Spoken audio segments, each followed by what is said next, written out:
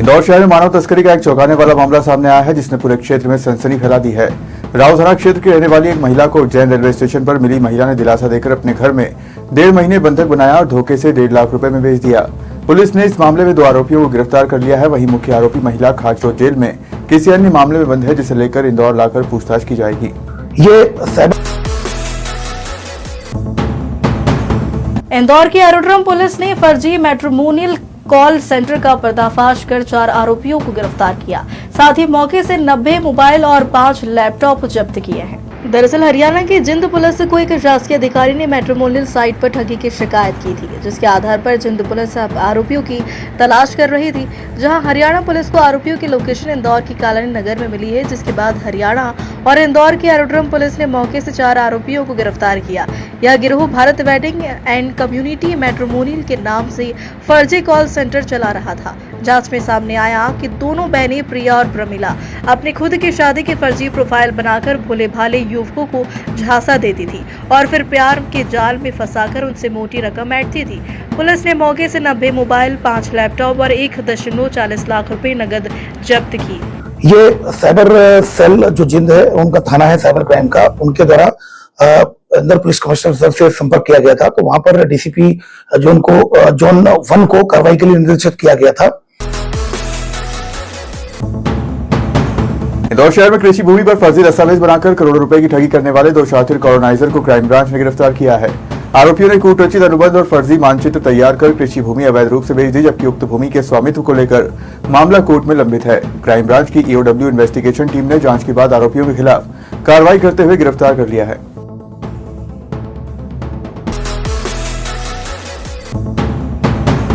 इंदौर के चंदननगर थाना क्षेत्र में एक मारपीट का वीडियो सोशल मीडिया पर वायरल हो रहा है, जिसमें आपसी विवाद के चलते एक युवक ने महिला के साथ मारपीट की घटना को अंजाम दिया। महिला ने थाने पहुंचकर शिकायत दर्ज कराई, जिस पर कार्रवाई करते हुए आरोपी को गिरफ्तार कर लिया। सोशल मीडिया पे एक वीडियो वायरल हुआ है, जिसमें कि एक जो महिला और एक अपने बच्चे के साथ जो प्रेग्नेंट थी और एक अपनी सास के साथ जा रही थी, तभी रास्ते में एक व्यक्ति के द्वारा किसी बात पर विवाद होने पर मारपीट की गई है।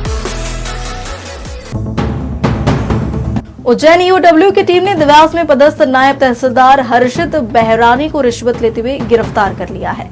दिलचस्प बात यह है कि यह वही अधिकारी है जो कुछ दिन पहले अपने एक फेसबुक रील से सोशल मीडिया पर फेमस हुए थे। उज्जैन आर्थिक अपराध प्रकोष्ठ की टीम ने देवास में बड़ी कार्रवाई करते हुए नायब तहसीलदार हर्षल बहरानी को 15,000 रुपए की रिश्वत लेते हुए रंगे हाथों पकड़ा है।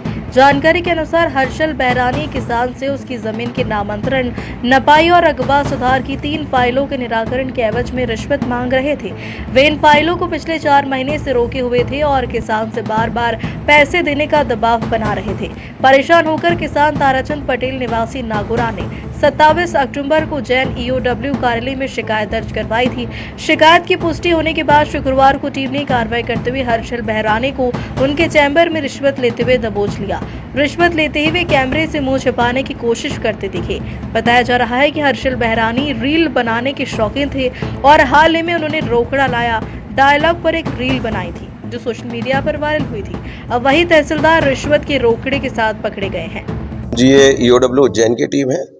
यहाँ पे ताराचंद्र पटेल नाम के एक नागरिक जो हैं इसी क्षेत्र के हैं, उन्होंने 27 तारीख को एसपी ईओडब्ल्यू को एक शिकायती आवेदन पत्र दिया, जिसमें उन्होंने कहा कि नायब तहसीलदार हर्ष बिरयानी, जिनके हम ऑफिस के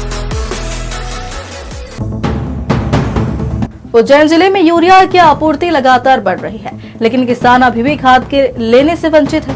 कारण है कि मशीन में ऑनलाइन एंट्री नहीं होने से वितरण शुरू नहीं हो पा रहा है। दरअसल पिछले 8 दिनों में जिले में 5 ट्रक और 2 रैक यूरिया की आवक हो चुकी है। शनिवार को एक और रैक आई है और रविवार को एक और आने की संभावना है। बाजार में यूरिया पर्याप्त मात्रा में मौजूद है।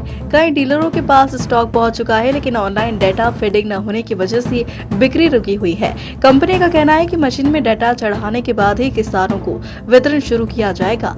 किसानों को यूरिया 266.50 प्रति बोरी के तय मूल्य पर ही मिलेगा। मंडी के खाद व्यापारी योगेश खंडेलवाल के अनुसार कृषि विभाग ने दुकानदारों को सख्त निर्देश दिए हैं कि यूरिया के साथ किसी भी अन्य उत्पाद को अनिवार्य रूप से बेचना प्रतिबंधित है।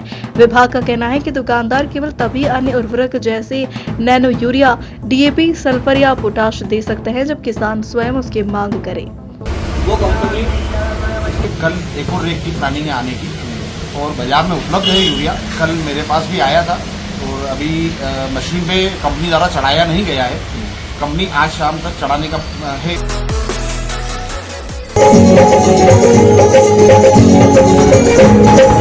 मध्य प्रदेश स्थापना दिवस के अवसर पर उज्जैन की कालिदास अकादमी में भव्य सांस्कृतिक कार्यक्रम का आयोजन किया। इस कार्यक्रम में प्रभारी मंत्री गौतम टेटवाल मुख्य अतिथि के रूप में मौजूद रहे। 1 नवंबर को मध्य प्रदेश के स्थापना दिवस पर कालिदास अकादमी परिसर में रंगारंग कार्यक्रम आयोजित किया। इस अवसर पर उज्जैन के प्रभारी मंत्री गौतम टेटवाल, स्थानीय जनप्रतिनिधि, प्रशासनिक अधिकारी, कलाकार और नागरिक बड़ी संख्या में उपस्थित रहे। कार्यक्रम का शुभारंभ दीप प्रज्वलन और मध्य प्रदेश गीत के साथ किया। इसके बाद सांस्कृतिक प्रस्तुतियों की श्रृंखला शुरू हुई।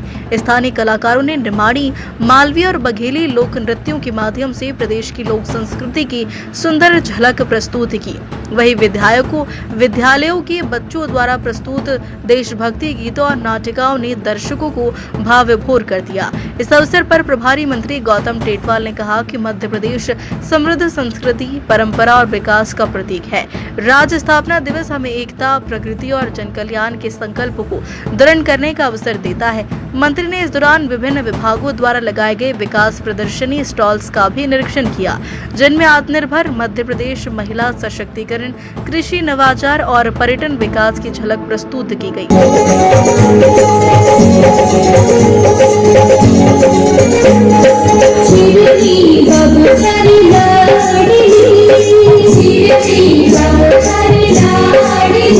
मध्य प्रदेश के दिल में, मध्य प्रदेश के दिल के अंदर उज्जैन निवास करता है। यह मां शीतला के पावन पवित्र तीर्थ पर जबलपुर के अंजुमन इस्लामिया स्कूल में जुमे को छुट्टी और रविवार को स्कूल संचालित करने के फैसले पर विवाद बढ़ता जा रहा है। अब यह मामला राजनीतिक और धार्मिक रंग लेने लगा है। इस बीच उज्जैन में मध्य प्रदेश वक्फ बोर्ड के अध्यक्ष सनवर पटेल ने खास चर्चा की है। दरअसल अध्यक्ष सनवर पटेल ने कहा कि धर्म के नाम पर शिक्षा में भेदभाव करना उचित नहीं है। उनका कहना है कि शिक्षा एक समान व्यवस्था है और किसी भी धर्म, पंथ या समुदाय के नाम पर स्कूलों में छुट्टी या समय में बदलाव सही नहीं है। पटेल ने स्पष्ट किया है कि सभी संस्थानों को राज्य सरकार और शिक्षा विभाग के नियमों का पालन करना अनिवार्य चाहिए। उनका कहना है कि वक्फ बोर्ड का उद्देश्य समाज में सद्भाव बनाए रखना है, न कि टकराव पैदा करना। उन्होंने आगे कहा कि यदि कोई स्कूल धार्मिक कारण से छुट्टी तय करता है तो उसे पहले शासन से अनुमति लेनी चाहिए। पटेल ने शिक्षा विभाग की कार्रवाई को भी सही ठहराया और कहा कि अगर नियमों का उल्लंघन हुआ तो रिपोर्ट के आधार पर उचित कार्रवाई होनी चाहिए। देखिए, आपके द्वारा संज्ञान में लाया गया है कि जबलपुर अंजुमन के अधीन आने वाले एक स्कूल ने कुछ एक ऐसा अजीब सा नियम बनाया है कि रविवार को स्कूल लगेगा या शुक्रवार को छुट्टी रहेगी।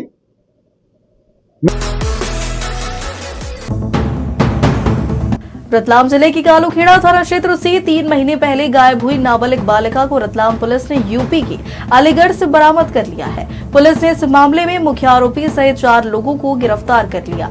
एसपी विवेक कुमार ने बताया कि 31 जुलाई को लड़की के परिजन द्वारा थाने पर रिपोर्ट दर्ज करवाई थी, जिसमें एक युवक पर नाबालिग को पहला फुसलाकर भगा ले जाने का संदेह जताया गया था। इस मामले में पुलिस ने पॉक्सो एक्ट, अपहरण और दुष्कर्म की धाराओं में प्रकरण दर्ज किया। जांच के दौरान पता चला कि गांव का युवक लड़की को अलीगढ़ लेकर गया था।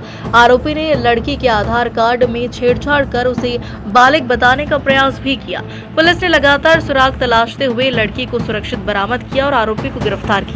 पुलिस ने मुख्य आरोपी के अलावा उसके 2 सहयोगी कालूखेड़ा और एक अलीगढ़ निवासी युवक को भी गिरफ्तार कर लिया है। चारों को न्यायालय में पेश कर जेल भेज दिया। एसपी विवेक कुमार ने बताया कि रतलाम पुलिस लगातार नाबालिगों के अपहरण के मामलों में संवेदनशील और सक्रिय है। समय पर कार्रवाई कर बच्ची को सुरक्षित वापस लाया गया।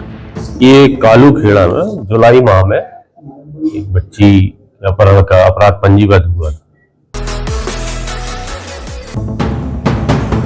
पानी को अपने खाने की थाली से निकालते हुए दिखाई दे रहे हैं ताकि वे कक्षा में बैठ सके और भीगने से बच सके। बेमौसम बारिश ने जहां किसानों को नुकसान और कहीं राहत दी है, तो वहीं स्कूल भवनों की बदहाली को भी उजागर कर दिया है। स्थानीय लोग और अभिभावक सवाल उठा रहे हैं कि शिक्षा विभाग और जनप्रतिनिधि इस स्थिति पर मौन क्यों हैं। पानी को अपने खाने की थाली से निकालते हुए दिखाई दे रहे हैं ताकि वे कक्षा में बैठ सके और भीगने से बच सके। बेमौसम बारिश ने जहां किसानों को नुकसान और कहीं राहत दी है, तो वहीं स्कूल भवनों की बदहाली को भी उजागर कर दिया है। स्थानीय लोग और अभिभावक सवाल उठा रहे हैं कि शिक्षा विभाग और जनप्रतिनिधि इस स्थिति पर मौन क्यों हैं। धर्मपुरी नगर में लौह पुरुष सरदार वल्लभ भाई पटेल की 150वीं जयंती पर राष्ट्रीय एकता दिवस मनाया गया। इस अवसर पर रन फॉर यूनिटी दौड़ का आयोजन किया गया। इस दौड़ का नेतृत्व थाना प्रभारी संतोष कुमार यादव ने किया, जो थाना परिसर से शुरू होकर तारापुर चौराहा, थाना चौराहा और बस स्टैंड तक निकाली गई। कार्यक्रम में पुलिस बल, विद्यालयों के छात्र छात्राएं और नगर के गणमान्य नागरिकों सहित लगभग 150 प्रतिभागी शामिल हुए। इंदौर में सड़क हादसे की घटना सामने आई है, जहां मेडिकेप्स कॉलेज की तेज रफ्तार बस ने बाइक सवार को टक्कर मार दी। इस भीषण हादसे में एक युवक की मौके पर ही मौत हो गई, जबकि एक अन्य घायल हो गया, जिसे इलाज के लिए अस्पताल में भर्ती कराया गया। फिलहाल पुलिस ने मेडिकेप्स की बस को जब्त कर ड्राइवर को गिरफ्तार कर लिया है।